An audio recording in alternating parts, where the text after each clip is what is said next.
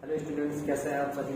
तो आज हम स्टार्ट करते हैं प्रमेय 6.6। ठीक है, तो इससे पहले मैंने एक्सरसाइज 6.3 कंप्लीट करवा दिया और सभी प्रमेय हो चुके हैं। ठीक, तो आज हम स्टार्ट करेंगे प्रमेय 6.6। तो देखिए, प्रमेय 6.6 क्या है कि दो समरूप त्रिभुजों के क्षेत्रफलों का अनुपात इनकी संगत भुजाओं के अनुपात के वर्ग के बराबर होता है। ठीक है, तो चलिए देखते हैं आज।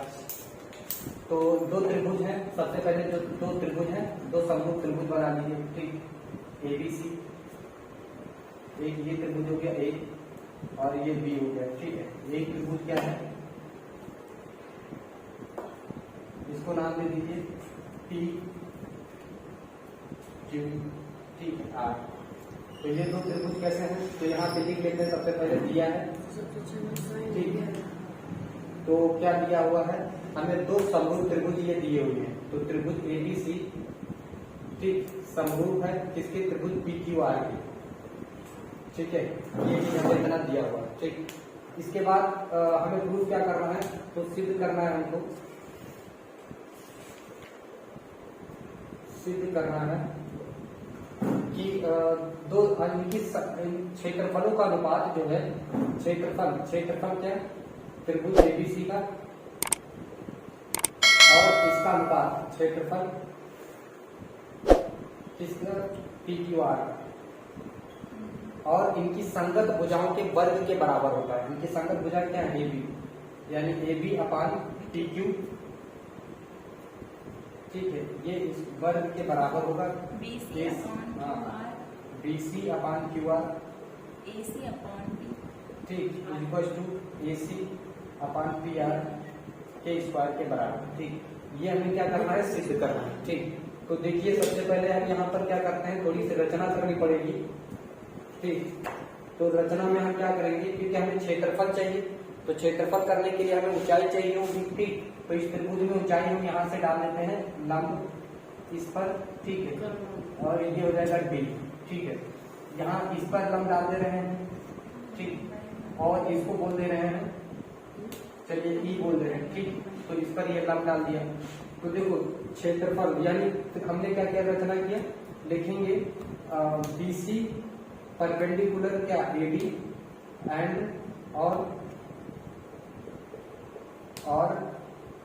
QR लंब PE, ये हमने रचना किया है। ठीक है, लंब डाला है।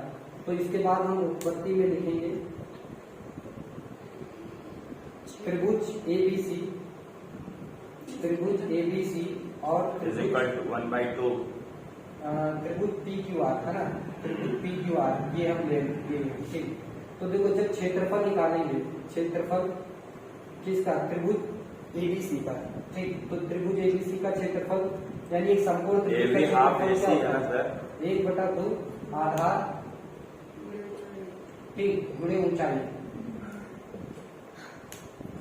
ठीक, ये फॉर्मूला होता है। ठीक, तो देखो यहाँ पे 1/2 आधार क्या है, यहाँ पर BC है। ठीक, BC इंटू ऊंचाई क्या है, AD। ठीक, समीकरण 1 हो गया। ठीक, इसके बाद हम क्षेत्रफल निकालेंगे किसका, PQR का। ठीक, तो देखो, त्रिभुज PQR का क्षेत्रफल, PQR का, तो 1/2 PQ हाफ, यानी आधार क्या है, QR रखिए, इंटू ऊंचाई क्या है, PE, ऊंचाई क्या है, PE। ये हो गया समीकरण 2। ठीक, अब हम क्या करेंगे, समीकरण 1 को समीकरण 2 से भाग दे देंगे। ठीक, तो देखिए, लिखेंगे समीकरण 1 भागे समीकरण 2। आप इसको भाग लगा दीजिए। ठीक, समीकरण 1 को समीकरण 2 से। ठीक, तो इसके बाद जो है इधर हम करते हैं। तो देखिए, समीकरण 1 ये है, समीकरण 1 2 ये है। तो लिखेंगे त्रिभुज क्षेत्रफल किसका, त्रिभुज ABC। ठीक, अपान क्षेत्रफल किसका, त्रिभुज PQR का। ठीक, तो यहाँ पर देखिए, ये क्या है, 1/2 BC इंटू AD। ठीक, अपान 1/2 क्या है, क्यू आर इंटू पीई। ठीक है, अब यहां से देखो ये और ये 1/2 कैंसिल हो जाएगा। ठीक, तो क्या आ जाएगा, क्षेत्रफल त्रिभुज एबीसी अपान क्षेत्रफल P Q R equal to क्या आ जाएगा, BC upon Q R into AD upon PE. ठीक है, इसको हम समीकरण बनाते हैं 3,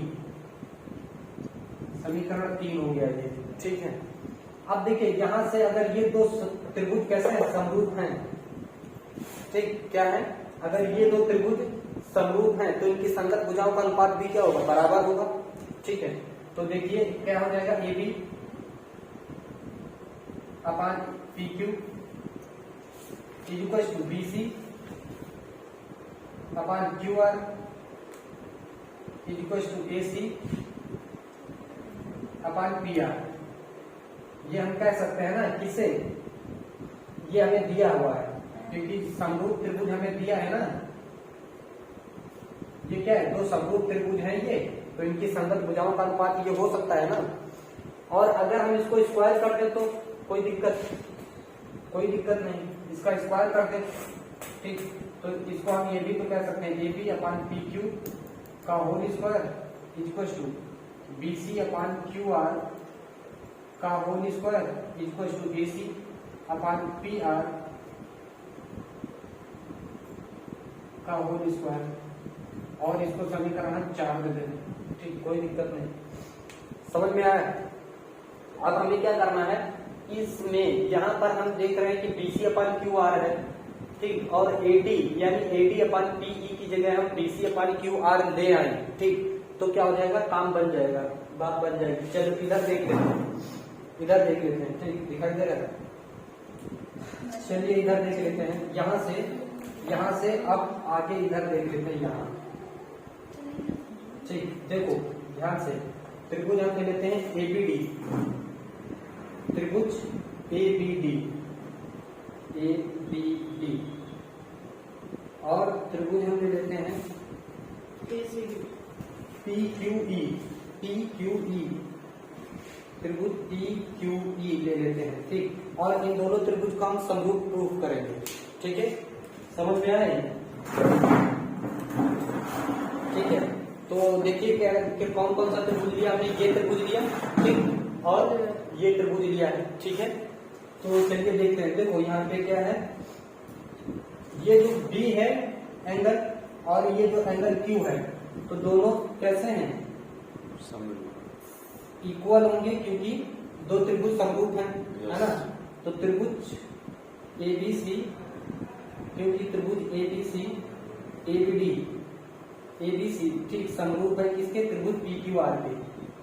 तो इससे हम कह सकते हैं, ठीक, एंगल D इक्वल होगा किसके, एंगल E के 90 डिग्री। पर्दे कैसे हैं, 90 डिग्री में। ठीक, पर्दे 90 कोण है। ठीक है, तो त्रिभुज ABD समरूप होगा। देखो B, पहले यहां से B लिखिए, यहाँ पे B लिखेंगे और यहाँ पे त्रिभुज बनाइए। यहाँ पे कौन सा होगा, Q। ठीक, फिर D इसमें और उसमें E। अब इसमें बचा क्या, A सिमिलर और उसमें बचा P। आप देख लीजिए। ठीक, तो देखो यहाँ से ध्यान से देखेंगे, तो यहाँ A समरूपता से हमने इसको प्रूव कर दिया, समरूपता एंगल है ना, कोण समरूपता से हमने इसको प्रूव कर लिया है। ठीक, तो देखो यहाँ से हम कह सकते हैं कि BD upon what, QE equal to AD upon TE। हमें क्या चाहिए, AD अपान PE तो चाहिए। AD अपान PE बराबर क्या है, BD अपान QE, है ना, BD अपान QE। ओके, BD अपान QE। और क्या है, यहां से इसको बोल सकते हैं कि AB अपान PQ, AB अपान PQ। ठीक, देखो ध्यान से, यहाँ ये आ गया हमारे पास इक्वेशन, इसको बोल देते हैं 5th। ठीक, अब ध्यान से देखेंगे, यहाँ से देखो, अगर हम यहाँ पे BC अपान QR किसके इक्वल है? AB अपान PQ के इक्वल है कि नहीं? देखो ध्यान से, BC अपान QR किसके इक्वल है? AB अपान PQ। तो BC की जगह BC अपान QR की जगह हम AB अपान PQ लिख सकते हैं ना, है ना? लिख सकते हैं, बताइए। हाँ। तो यहाँ पर हम क्या लिख देंगे? पहले यहाँ समीकरण लिखेंगे। समीकरण किससे? 4 से। देखो तो AB अपान हमने क्या लिखा? AB अपान, देखो यहाँ पे पहले लिख लूं, पहले AB यहाँ पे क्या है, तो इसको आप लोगों ने नोट कर लिया होगा। मैं ये इतना इरेज कर दूंगा, ठीक है? उसके बाद आगे सॉल्व करते हैं। तो मैं इतना इरेज कर दे रहा हूँ, ठीक। ओके, तो देखिए यहाँ से स्टार्ट करते हैं। देखिए यहाँ पे क्या है कि इसको इतना सा अंदर ना कर दीजिए। देखिए AB ये हमने प्रूव किया है। यहाँ से देखिए AB अपान PQ है, और यहाँ से देखो AB अपान PQ। तो यहाँ से हम क्या कर सकते हैं कि BC अपान QR किसके इक्वल है? AB अपान PQ। तो यहाँ पर हम लिखेंगे AB अपान PQ, ठीक, इंटू क्या है? इंटू है AD अपान PE, इसको लिख सकते हैं, ठीक है? समीकरण 3 से यहाँ पर लिख लीजिए, समीकरण 3 से, ठीक। समीकरण 3 से देखो AB अपान PQ और AD अपान PE। अब देखो AD अपान PE किसके इक्वल है? AB अपान PQ के, ठीक। तो लिख देंगे समीकरण यहाँ पे देखो AB अपान PQ, ठीक, इंटू AB अपान PQ। कहाँ से? ये लिखेंगे समीकरण 5, समीकरण 5 से। और क्या है? AD इक्वल है PE के, और इसके AB अपान PQ, ऐसा कह सकते हैं, ठीक। तो ये चीज दिया हुआ। तो देखो यहाँ पर क्या हो जाएगा? AB अपान PQ का होल स्क्वायर, ठीक है? तो यहाँ से ये हमने देख लिया कि AB अपान PQ का होल स्क्वायर आ गया है। आज इसको हम कहाँ पे रखेंगे?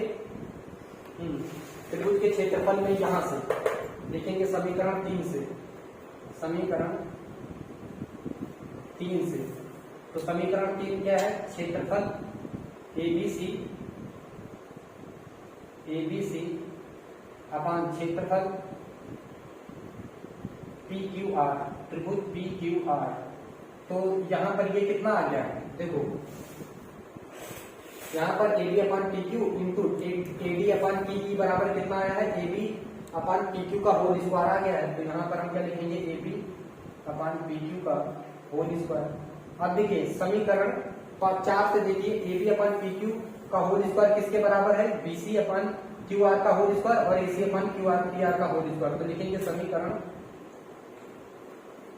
ठीक, इसको इधर देख लीजिए, ठीक।